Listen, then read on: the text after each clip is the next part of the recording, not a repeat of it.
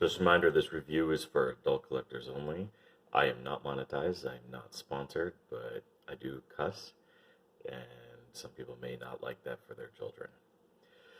Today we're going to be taking a look at the Hasbro Pulse exclusive Earthrise exhaust figure. This is my second time trying to do this video. I bought a new camcorder and the video quality just wasn't up to par in my taste. But I'm going to go ahead and do the second one here.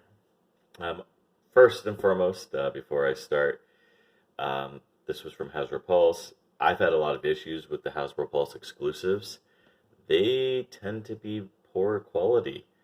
My orange fembot, Lancer, I think, her port doesn't even allow the foot or fist to stay in.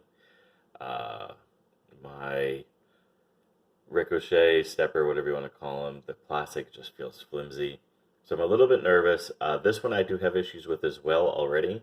One of the pieces of the windshield, and I'll show that in a second, pops off.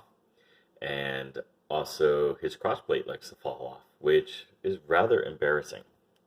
But as you can see, he is a redeco and remold of the current Wheeljack.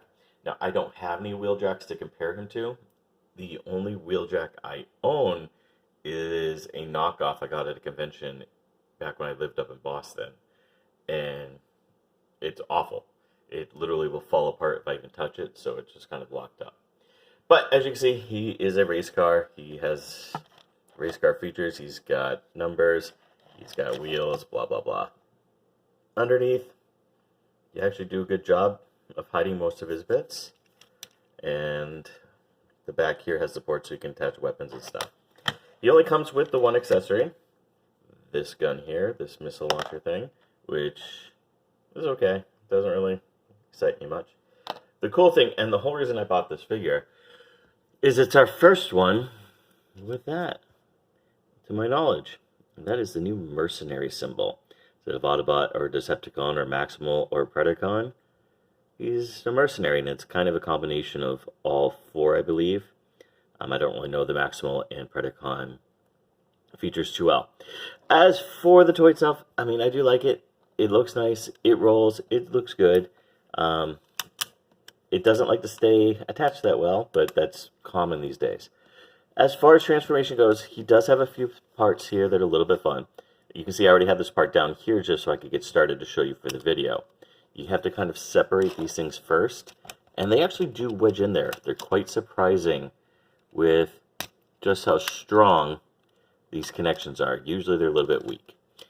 Come up here, and you know, with this part you obviously can tell, but you want to kind of just separate. And you'll see here the windshield. This is the one that likes to fall off when I transform it.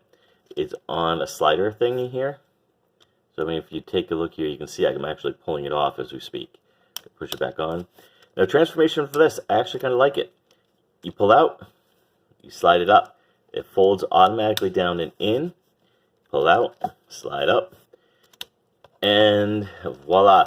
Now, those of you who watch this channel regularly know I don't usually do show transformation, but this is such a quick video that I figure, what the hell. The top here literally just splits.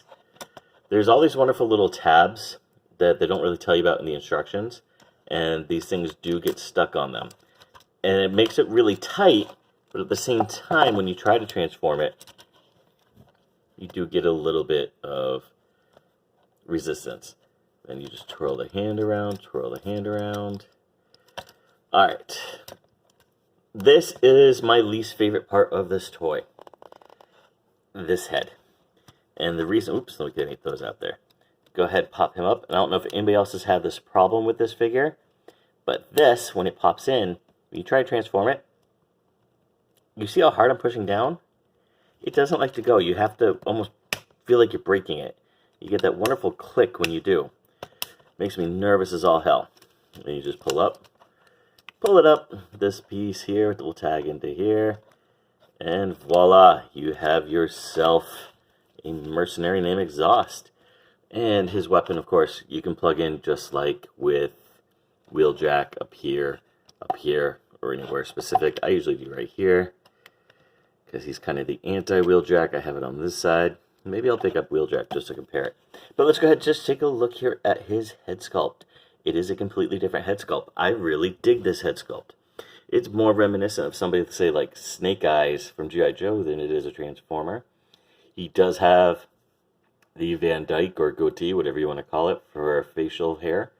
But that mask is just beautiful.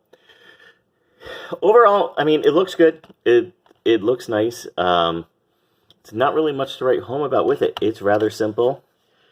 As far as articulation-wise, the head can move, the arms move, the legs go back, they go forward. It's got some nice ankle tilt to it, but it's standard at this point for this much articulation. And as far as, you know, my negative comments about it with the really tight joints, which some people like, but that head one makes me nervous. But again, this crotch piece likes to fall off, and that one windshield wiper does. As far as size, why did you shop? Nope, never mind. I thought my video stopped for a second.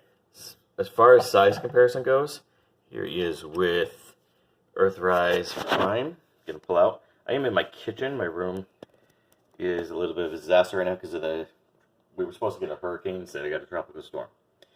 But as you can see, he comes up to the elbow. Really not much to talk about. It is a fun little figure. If you're a fan of Wheeljack, or if you're a fan of obscure characters, definitely get it. If you're like me and you try to get one of every character for their first time in either generation or generations, cool. Otherwise, you know, you can skip it. Now, I did get through Hasbro Pulse. They are not a sponsor, but if you go to HasbroPulse.com, he's exclusive. Thank you for watching, and I hope you have a great day.